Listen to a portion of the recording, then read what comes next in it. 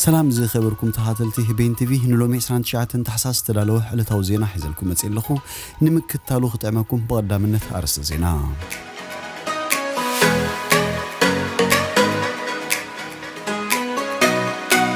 مستر زينا السودان بإثيوبيا تتحيزو صنح مريت كم زملسه غنا بحجون زترف مريت نملاسو سراويتو غبو يفصم كم زلو ابريو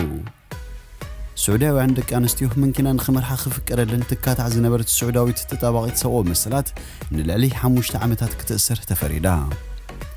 اب جربن اب محاب حبي ارغاويان سرحو شمونت سبات بيغيغا نفسو كفوم 5 غزي كتابت كورونا فيروس كمستوغو تحبيرو إيران حوار لمدا شبرتي نخلمامدو حتيتا زخونه متقعتي مس كله جنبار ملاش وهاب زخل مخانو نإسرائيل ملختين ملاخ كم زهق انا يزرب منكس اسبانيا مدانيت كورونا فيروس كختبو هنا إذا أبيو زرزر اسمات مس إيروبا وحبرت كتكافلو مخانان كال انزد هس الزيناتات حيزلكم متسيلخو سناينا يمكتال غزين لا تمنخو ابزا چانال دما هنا يوترو تخاتلت نختكونو سابسكرايب كتغبرو بخبري عدمكم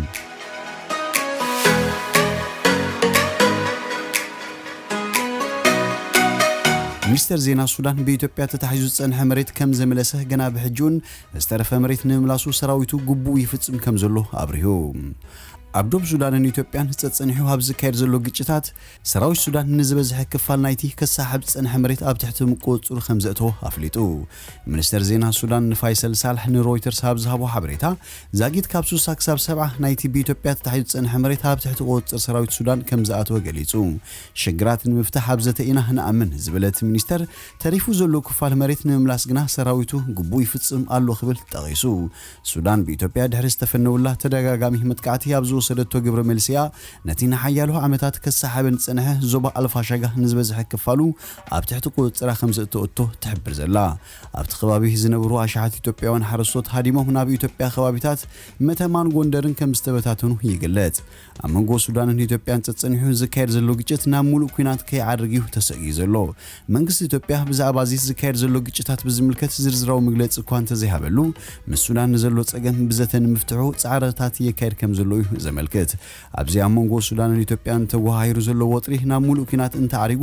ጎራብቲ ሀገራት ብፍላይ ድማ ኤርትራን ግብጽን በብረብሐን ኢደን ከውሳ ከም ዝኽላ ተንተንቲ የምቱ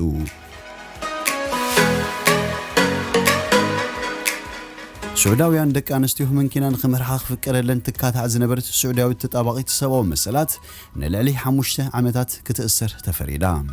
قال 31 عامت لاوجين الهاتول كاب كرمي كل عامتين منفقن جميرة ابتعتي تصنع بيت ماسرتي ياتركب نسان كالوت تطابقتي مسلات منقس السعود عرب مسناي قدام تطابقتي تكالها تركبالون بمبال اب كلتشن 10 شمونتن كمز اسرني فلت علم لخاويان تكالات مسار نايتن تطابقتي بمقوام من خفتها بترغاغامي كتصوت صنيحو انت خونه ابت هاجر نغبر شبراو جبنات فردي كهب زقومه فولي جبناو بيت فردي بسوني ابزو عليه مغابايا نلاوجين الهاتول ندحنت هاجر اب حدغا اتيازبل زركبو كستات اقريبولا بتزغربلا كسخه جبننيا ايا بمبال نحموش عامتن شمون تورحن كتأسر فريدوا نسان سرابيتان نتي زغربلوم كسي نصيغوم ولو كابزي بتوساخي سدراه لاوجين الهاتول ابيت ماسرتن كلا تساغه نيراي هايلوم نزغربو طران اتي بيت فردي نصيغو لاوجين الهاتول دقانستيو سعوديه منكنا بعلن كمرحا قرمي فقاد مركابن ابز نبره سامنتاتيا اب كلتشن 10 شمونتن تأسيرا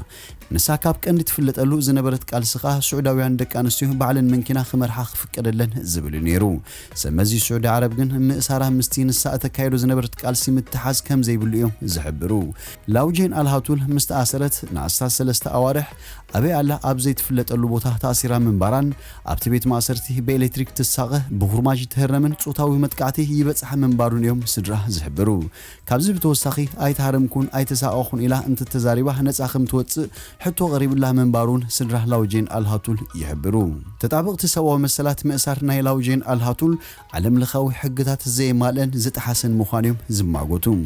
امنس انترناشنال اور حدار ابزوصو مغلصي ጉዳይ ላውጄን አልሃቱል ናፉሊ ገበናው ቤት ፍርዲ ምሕላፋ በመኹናን ንጭካነን ግብዝናን ሰመዚ ሳዑዲ ዓረብ ዘቃለ ይሉ ጉዳይ ላውጄን አልሃቱል ልዑል መሐመድ ቢን ሳልማን ኣብ ዓለም ዝጸንሖ ጽቡቕ ስም ካብ ዝደበነ ሓደ እዩ መሐመድ ቢን ሳልማን እዋን ኣብታ ሃገር ለውጥታት ከተኣታቱ ብምባል ካብ ዝወሰዱ ሓደ ስጉምቲ ደቂ ኣንስትዮ መኪና ከይዝውራ ዝኽልክል ሕጊ ብምእላይ ስዑዳውያን ደቂ ኣንስትዮ መኪና ክመርሓ ዘፍቅድ ሕጊ ኣተኣታቱ እዩ እንትኾነ ኣብ ልዕሊ ተጣበቕቲ ሰብኣዊ መሰላት ብዝወሰዱ ስጉምትታት ከዓ ወትሩ ምስተነቐፈን እዩ ምስቲ ኣብ ኢስታንቡል ኣብ ቤት ጽሕፈት ቆንስል ስዑድ ዓረብ ዝተቐተለ ውሩይ ጋዜጠኛ ጀማል ካሾጊ ተተሓሒዙን ስሙ ብጽቡቕ ኣይለዓለን እዩ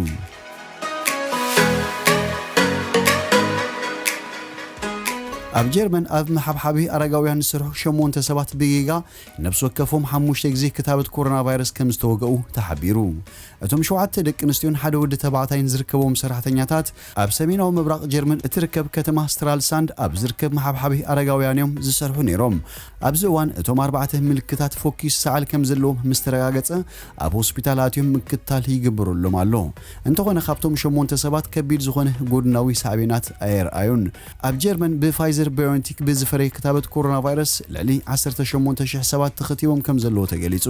እቶም ቀዳምነት ዝወሃቦም ዘሎ ካብ 80 ዓመት ንላዕልን ኣብ መሓብሓቢ ኣረጋውያን ሆስፒታላትን ዝሰርሑ ሰሙያ ጥዕናን እዩ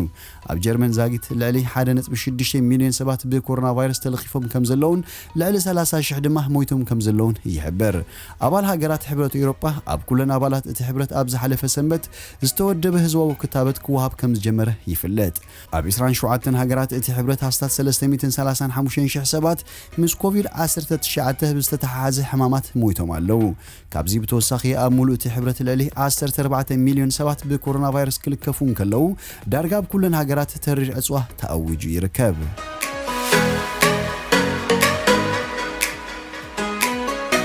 ኢራን ናይ ሓባር ልምዳ ሸበርቲ ንኽንለማመዱ ሓቲታ ዝኾነ መጥቃዕቲ ምስ ኩሉ ግንባር ምላሽ ክወሃብ ዝኽእል ምዃኑ ንእስራኤል መልእኽቲ ንምልኣኽ ከም ዝተሃቀነ ይዝረብ ኣብ መትረብ ጋዛ ዝርከብ ናይ ሽበራ ጉጅለ ሶሉስ ናብ ሜዲትራንያን ባሕሪ ናይ ሮኬታት ተኽሲ ብምሉእ እስትራክ ሓደ ናይ ሓባር ወታደራዊ ልምምድ የካይዱ ምህላዎምን ኣመልኪቱ እስራኤል ኩሉ ንእትገብሮ መጥቃዕቲ ብምሉእ ሓይልን ሓድነትን ምላሽ ከም ዝህቡ ኣጠንቂቖም ኢራን ንጉጅለ ኣሸበርቲ ጋዛ ናይ ሓባር ልምምድ ንኽገብሩ ምሕታታን ንእስራኤል ንዝኾነ ዓይነት መጥቃዕቲ ብኩሉ ግንባር ብሓይሊ ከም እትገጥማን ንምምሕላፍ ምዃኑ ካን ዝተባህለ ማዕከን ዜና ጸብጺቡ እዚ ወታደራዊ ልምምድ ካብ ዝተጀመረሉ ግዜ ነጀው ሚድያታት ፍልስጤም ሮኬታትን ኣሳልን ድሮን ኣብ ክሊ መትረብ ኣየር ናይቲ ጉጅለ ሽበራ ዝኾነ ይረኣያ ከም ዘለዋ ተገሊጹ ናይ ፍልስጤም እስላማዊ ጂሃድ ቃል ኣቐባሊ ኣቡ ሓምዛ ከም ዝበሎ ኣብ ልዕሊ ህዝብና ንዝፍጸም ዝኾነ ዓይነት መጥቃዕቲ ብምሉእ ሓይልን ሓድነትን ከም ዝገጥሞ ንእግዚኣብሔር እንተዝፈቅድ ብዙሕ ኣገራሚ ነገር ይኸትል ኢሎም ኣብቲ ሓባራዊ ልምምድ ክሳተፉ እዮም ዝበሃሉ ዘለዉ ናይ ፍልስጤም እስላማዊ ጂሃድ ህዝባዊ ግንባር ፍልስጤምን ፋታሕን ምዃኖም ይግመት እዚ ኣብ ጋዛ ዝምስረት ዘሎ ኦፕሬሽን ኣብ ዘውፅኦ መግለጺ 12 ዝተዓጠቑ ጉጅለታት ኣብ ሓባራዊ ልምምድ ከም ዝተሳተፉ ናብ መንጎ ተቃውምቲ ንዘሎ ፍልያት ዝኣሊን ሓባራዊ ምትሕጋዝ ከምኡን ናይ ሓባር ስጉምቲ ንምዕባይ ከም ዝኾነ ገሊጹ ከምቲ ናይቶም ጉጅለ ኣገላልጻ ምክልኻል ንእስራኤል ንምልኣኽ ከምኡን ፍልስጤም ተቃውሞ ጉጅለ ንዝኾነ ካብ እስራኤል ንዝመጹ መጥቃዕቲ ምላሽ ንምሃብ ድሉ ከም ዘለዎ ንምርኣይ ከም ዝኾነ ሓደ ካብ ላዕለዎት ሓለፍቲ ንጋዜጠኛታት ኣብ ዝሃቦ መግለጺ የረድእ ትማሉ ሶኒ ኣብ ሰዓታት ድሕሪ ቀትሪ ኣብ ደቡባዊ እስራኤል ካሪም ሻሎም ካብ ውሽጢ ጋዛ ናብ እስራኤል ዝተተኮሰ ሮኬት ብዘይፍርህ ብጸረ ሚሳኤል እስራኤል ከም ዝበርዓነ ጋዜጣ ጀሩሳሌም ፖስት ገሊጻ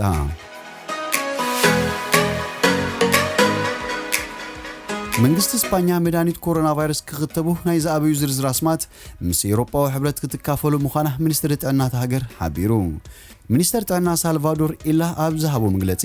እቲ ዝርዝር ኣስማት ናብ ህዝብን ኣስራሕትን ዝቃልሕ ኣይኮነን ኢሉ ንሱ እታ ቀንዲ መንገዲ ንኮሮና ቫይረስ እንስዕሮ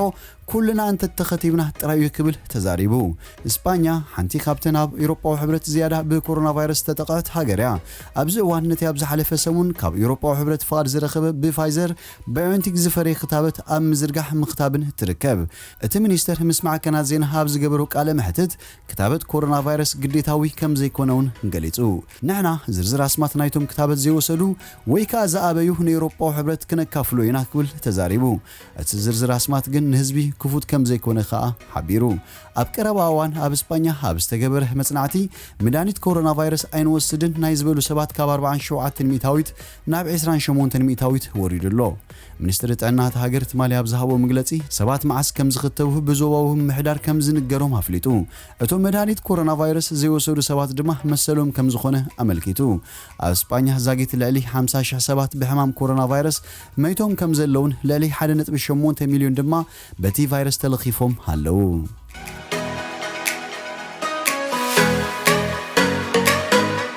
ዝኸበርኩም ተኸታተልቲ ቤን ቲቪ ሎሚ ዝብልናዮ መሰናዶና ኣብዚ ወዲና ኣለና ምሳና ስለ ዝጸናሕኩም ብልቢ መስኪን ሰናይ ንዓኹም